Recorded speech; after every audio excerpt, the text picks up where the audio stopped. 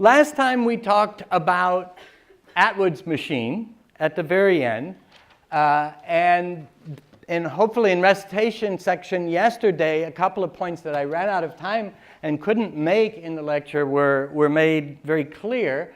But the question arose, was the tension the same on either side of the pulley? And when I was working the problem, I said, well, let's not presume that. And I didn't have a chance to loop back and prove that they weren't.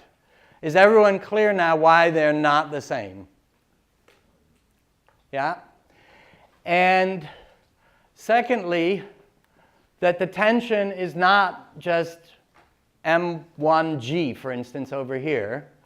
It would be M1G in the strange circumstance that M1 and M2 were the same, in which case there was no acceleration.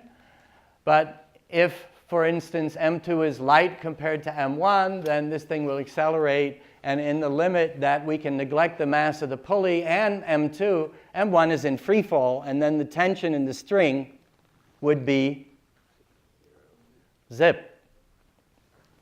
Okay? So don't be confused. The tension is not just mg.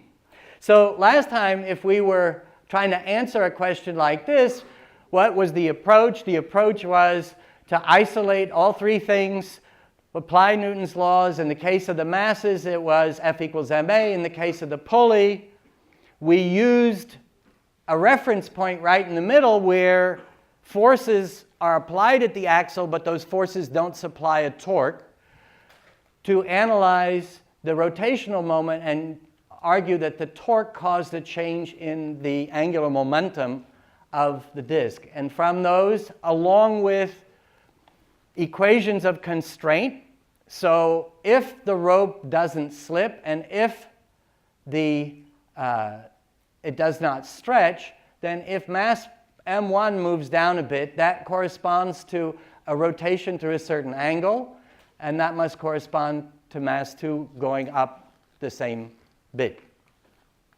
But today, I don't want to ask that question. We already done that one.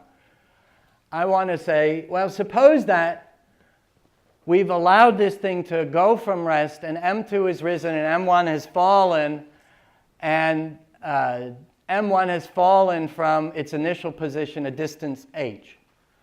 What then is the angular velocity of the pulley at that moment? Work it out.